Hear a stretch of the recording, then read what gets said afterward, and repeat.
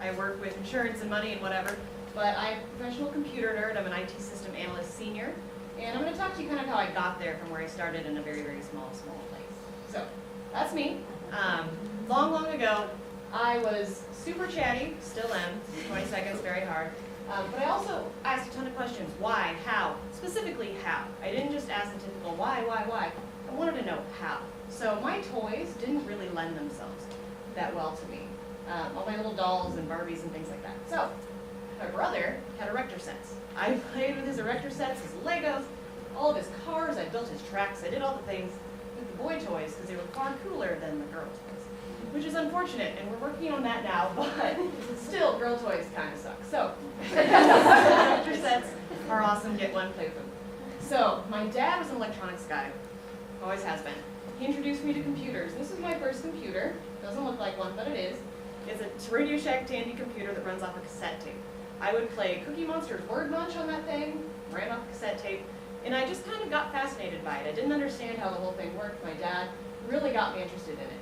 At the same time, I was a voracious reader. I read Babysitter's Club, Sweet Valley High, all the things. So I was still a very girly girl, but I was fascinated by electronics, by computers, by all kinds of good stuff. It's all about balance, right? Girl stuff, tech stuff, it's all about balance. So, after I got done reading Sweet Valley High and Babysitter's Club, I would also devour 321 Contact magazine. Fascinated by it. I read these things almost more than my chiclet. So this actually inspired me to code. There were articles inside these magazines about basic programming. They had sample programs, and you'd go through them and you'd figure them out, and I loved it. I completely got stuck on it. So my dad bought me this book, which was Programming for TRS-80, which was that Radio Shack Tandy computer. And I wrote myself math flashcard programs when I was 8. They would flash rainbow colors at me when I was right, red when I was wrong, and I was just kind of hooked on it from that point. And this is still on that really crappy green screen Radio Shack Tandy computer. After that, I wrote a program on our very first Windows 3.1 computer using BASIC to track all of my books, all of my library books. I'd load them out to friends, and I would say this, I loaned out to Holly. And so I wrote a little library catalog for myself. I wrote a recipe catalog for my mom. And all it did was take stuff from a black screen, put it in a Word file. And I learned how to do all this from that book, but also the internet. I use the internet for everything when it finally became available. You guys are super lucky. You've got it now, and you've had it for your whole lives, basically. I use it for not only AOL and eventually MySpace, but I used it to find answers to my questions, to find people that had similar interests to me. So use it wisely and use it for everything you can. This is where I grew up, Hampton, Nebraska, a very small town. I didn't have the luxury of a lot of AP, or any AP classes or technology programs or anything like that. The key is to find your passion. And find your passion and find a way to embrace your passion despite coming from a town of 432 people. I was the only person in my 8th grade class. When I graduated and went to junior high, there were 125 of us grades 7 through 12. Our technology room still had typewriters, so not terribly technologically advanced. My high school class, there were 2 of us that actually were into computers. We made web pages on GeoCities. We learned about protocols and things like that from the one teacher who had taught himself these things. When I graduated, that was my graduating class. I'm a really pale one. When I graduated, I took my experiences I learned at that point. I was really still into science. All these things that I had learned, at that point I'd been programming for 10 years. I've been writing computer programs for 10 years, and I was a high school senior. And so I took my interest in Northwest Missouri State University, where I got a much different message from my instructors than you did. Girls do belong in science. And here I learned about hardware, networks, databases, more coding. I was a multimedia minor, so I also did graphic design and all these other things, embracing that left brain, right brain balance like you talked about before. And it was really an eye-opening experience for me.